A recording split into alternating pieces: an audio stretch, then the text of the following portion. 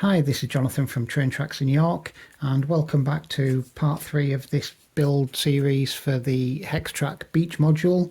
At the end of the last episode, we'd got the rock castings roughly where I wanted them. Since then, what I've done is I've basically glued these into position, and the gaps between I've filled with some plaster. Just to seal the gaps. The top section where we did the clay, that's all now dried. Now I've noticed since I came back, 'cause it's been about 5 days since I did this, and in that time, as I say, this has dried out, and you know, you can see there are a few areas where it's cracked a little bit, but that's fine. We can cover those. And where I filled the rocks, you can see under here that there are still a few gaps that I need to fill. So I'm just going to mix a bit more plaster up and just fill in those cracks the same way as I did the cracks between the sections. And I'm just going to fill this section in under here, because when I glued this in, it was all a bit kind of a bit loose, and I didn't want to risk trying to fill this and disturbing this. So now it's all gone off, I can fill that in as well. So we'll get some plaster mixed up and we'll do this, and I'll just show you just how I get the plaster into the cracks. Okay, so I've mixed a bit of plaster up there now. So all I'm going to do is I'm just going to use this tool here. It's just a plastic spatula thing. It came in a set of 4. I'm just going to use this just to get a bit of plaster into the little areas where we need it. So all I'm doing is just putting this into position and just kind of pressing it into the gap. It doesn't really matter about getting any on the rest of the rock. Hopefully you can see there where that's just filled nicely, and same with this crack here, this gap. So this is the same method that I used to fill the gaps between the plaster castings. Just basically just adding a bit more plaster and just kind of scraping away at it, just to kind of roughen up the edges a bit and just fill the gaps. Okay, so I think that'll do for the gaps. As I said, we've also got this bit here to fill, so I'm going to use the majority of the plaster for that. So I'm just somewhat overfilling this, just so that we can trim it back and sand it flush afterwards. So the plaster that I've just used to fill those gaps and to fill in on the end here, it's just been going off for about 10-15 minutes now, and it's relatively stiff now. But before it hardens up fully, what I'm going to do is just using a knife, is just in the same way as we were shaping the plaster castings before. What I'm going to do is just kind of shave this back just to flatten it out a bit. Again, using the edge of the board as a guide, just to kind of smooth it off and flatten it.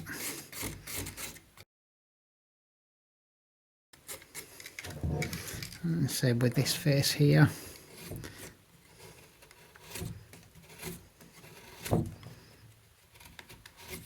This is why we overfilled it, just so that we can cut it back and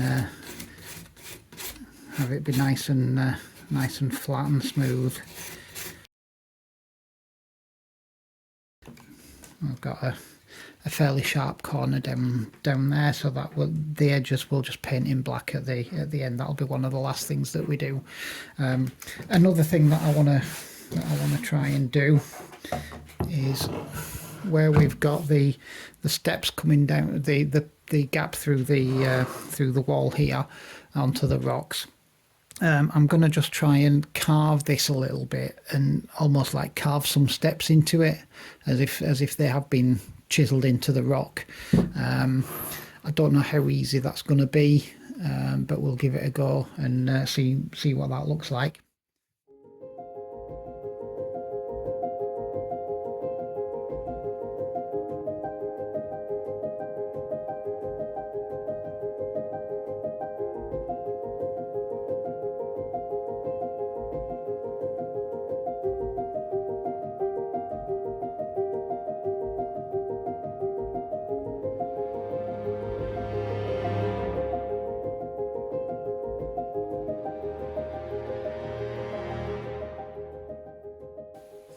There we go, that doesn't look too bad actually. That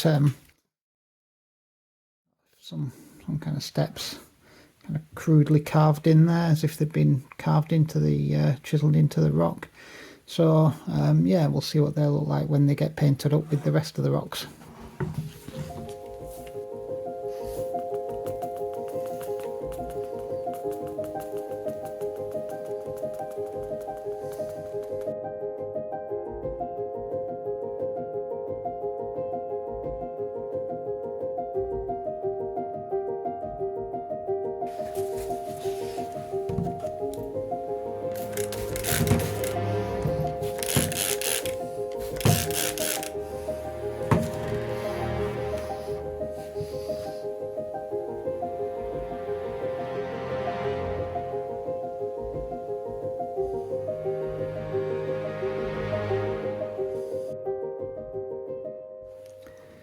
So that's the ballast down, so we've just put that on dry, sprayed it with a bit of water just to hold it in place, and then stuck it with some 50-50 PVA and water mix, just with a little bit of washing up liquid in. Just applied that with a dropper bottle. You can see hopefully as well, oops, the steps there. Just did a little bit more work on them, neaten them up a bit, but also tried to keep them looking a bit worn. I'm not sure how far up the sand's going to come, so the sand will probably cover 2 or 3 of those at least. But I think that's a nice little feature, with the steps carved into the rock, making a path down onto the beach. So we need to leave that ballast to dry now, and the plaster that we've filled the edges with. And then I think the next stage after that will be painting both the rocks and the groundwork on here. And you can also see there, I just used a little bit of the plaster just to rub in with my finger, just to fill those cracks in there, where the clay had split. So yeah, we'll let this harden again, and then we'll move on to painting the rocks and doing the ground cover up here.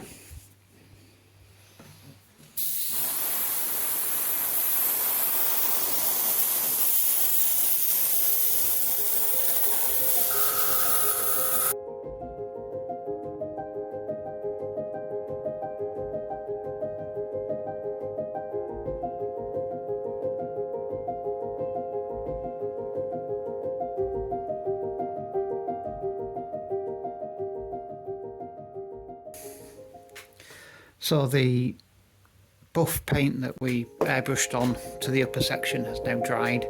So what we're going to do now is start on painting the rocks. And for that, I'm going to use a combination of acrylics. So we've got like a creamy colour, we've got a raw umber, a light grey, a black and a white. And we're just going to use thin washers of acrylic just on the rocks to soak into the plaster, and yeah, hopefully try and get some nice colours in there. So before applying the paint, I'm just going to use a spray bottle just to spray some water onto the rocks. That will just soak into the plaster a little bit, and it will mean that when we put the paint on, the paint doesn't immediately soak in and start drying too fast. So what we're going to do is just spray the rocks with a bit of water. I'll just mop up any excess.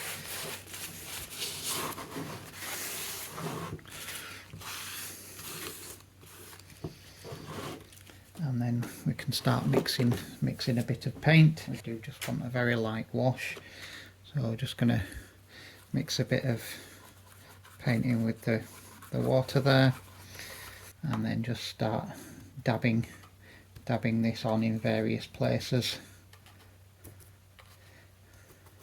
It might be a bit too thin actually, so we'll get a bit more paint.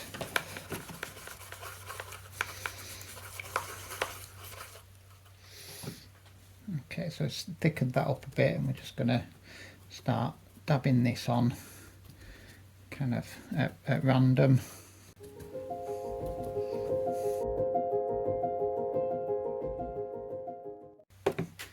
Now with a bit of black as well, Just dab this on.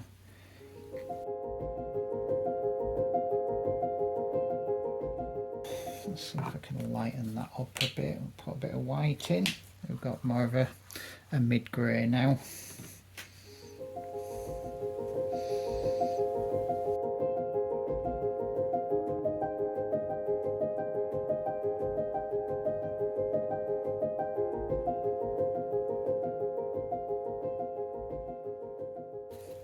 I just want to make sure that there's no pure white areas remaining.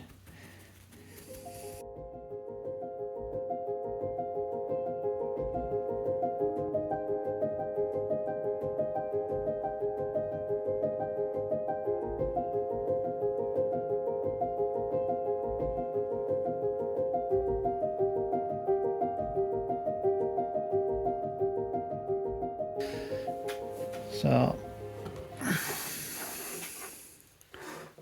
we've got a few different colours within the rock. Like I say, once this is dried, we can put on a black wash just to darken it down and darken the low lights, and then dry brush it to accentuate the highlights. Yeah, we'll see what that looks like when it dries. Okay, so the washes that we put on the rocks earlier have begun to dry. It's not fully dry yet. It's only been about half an hour since I did it. But I have noticed that there are a couple of areas that I've missed. This is why it's important to look from all angles. There are a couple of areas where there's still some bare plaster, but we can get that with another wash. So I've just mixed up quite a dark grey, and I'm just going to wash this over some of the darker areas.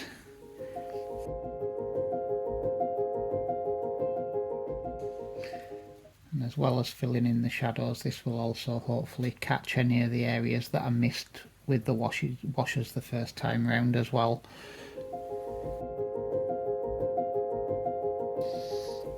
Yeah, that dark wash has kind of settled in all the low areas, all the little crevices and things.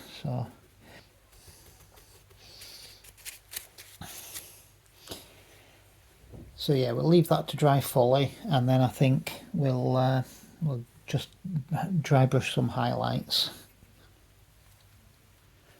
Right, so the washes that we put on the rocks have dried a bit more now. Still not fully dry, but enough to carry on, I think. So what I'm going to do now is just dry brush over the rocks with a couple of different colours. So we've got a light grey, neutral grey, and we've got buff titanium, just to give it a bit of a yellowy, kind of a slightly warm tinge. So we'll try the grey first. Don't need a lot of paint because we are just dry brushing. So I've just got a piece of card here that I'm just using just to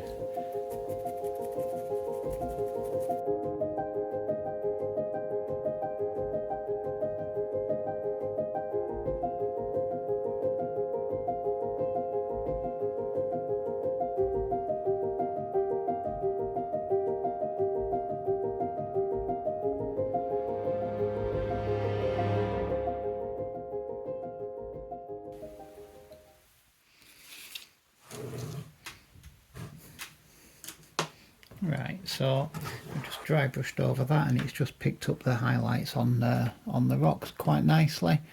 So I think we'll just leave that to dry for a bit, and then I think the next stage for today is I'm going to try and get the sand in for the beach and get that stuck. So now we've dry brushed the rocks, they're pretty much done.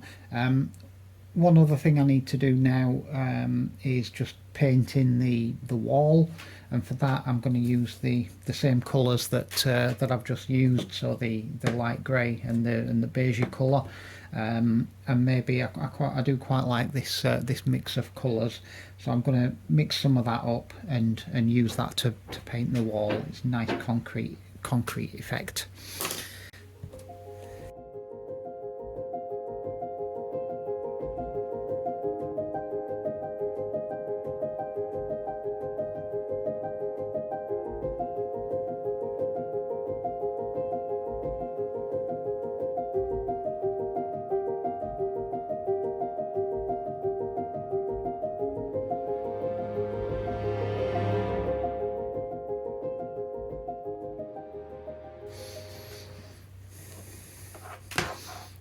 Okay, so that's the wall painted now.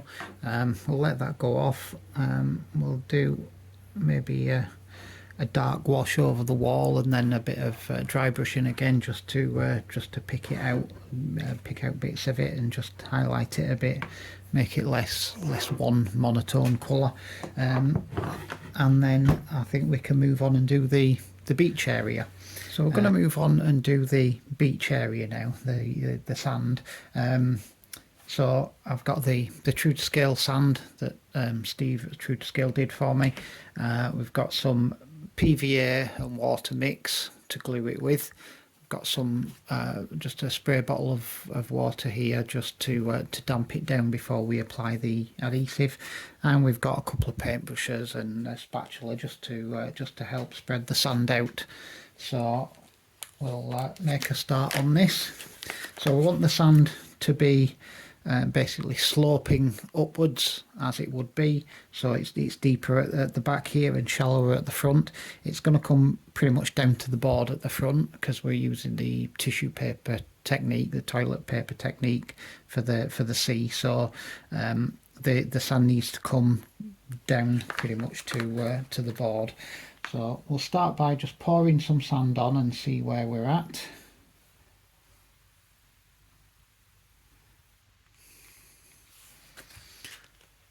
So I think that's roughly where we want to be in terms of the line. Maybe we'll bring it a bit further forward, but we can just spread this out. This is lovely, really fine sand. Get it in amongst all the rocks where it would build up.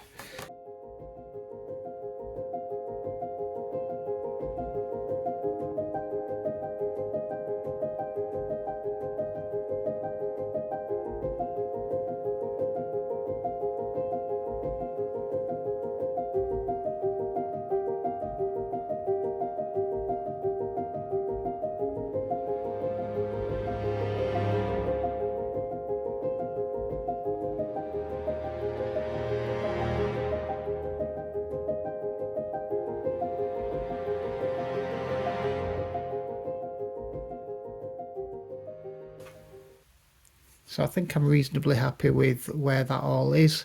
So we'll attempt to set this in place now. So I'm just going to spray this with the water just to try and damp it down.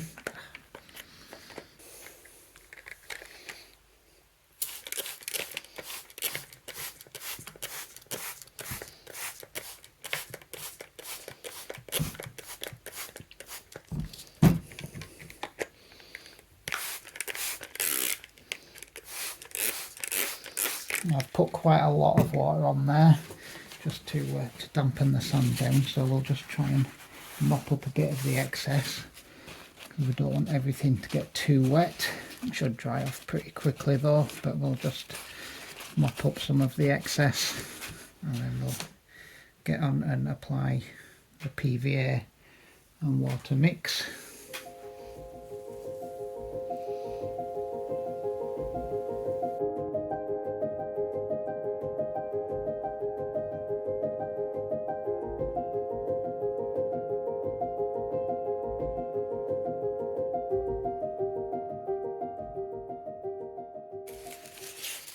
Okay, so I've got quite a lot of PVA on there now, PVA and water mix.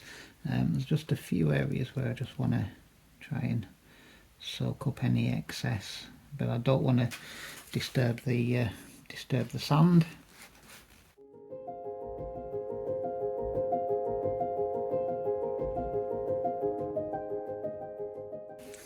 And I think that's looking really good now. We've managed to get the adhesive on without disturbing the sand too much and moving it about. So I think that's it, because we will have to leave this for quite a while to set. But I think you'll agree it's looking pretty good now. So we'll leave that for a few days now, and then when we come back it'll be a case of just doing the bit of weathering on the wall that I talked about earlier, and then getting the ground cover on this top side, and and obviously once all the sand has fully set and hardened, we can then get on and do the sea. So just a quick update. Since the last bit that I filmed, I have done a little bit more than I expected, basically because I'm quite impatient and I couldn't wait for the beach to harden. So I tried to do as much as I can without disturbing that too much. So this is where we're currently at. So I didn't film all of it. In fact, I didn't film most of it, but basically what I've done, firstly, while the sand was still fairly soft, I just used the end of this tool and just basically dabbed in lots of tiny little footprints, or an impression of footprints. I don't know how well they come across on camera, but I've done footprints leading from the steps to the various areas where the figures are going to go, and then some down to the sea and back. What I've also done is just make a little foot crossing there for in between the tracks. That's just a little square of, I think it's 80 thou plastic card, with some lines scribed in it for timber work, and just painted brown and dry brushed grey and then glued into position. And I've also added the ground cover to the top section. Now I did try and film this, it didn't come out very well, but basically what I did was I painted on neat PVA and then sprinkled the universal ground cover on, and then just tapped it down with my finger just to make sure it bedded into the adhesive properly, then tipped it off, and then just tapped it with the finger again just to flatten it out. And then I did that in small sections at a time, and then once it was all on, I've just soaked it in 50-50 mix of water and PVA, much as I did with the beach, just to make sure that all that's fully held in place. So I also put a wash on the wall and a bit of dry brushing as well. So hopefully you can see that there. So basically we've got quite a bit done, quite a bit more than I was expecting today. So next time it's going to be a case of doing the water, and then doing a few bits of grass and trees and putting the vehicles on up here, and then we'll have to leave the water to set, and then that can be painted, and then it'll need several coats of varnish on, so that'll take quite a while to do, but we're really getting there now. So thanks for watching, and we'll see you next time. Bye.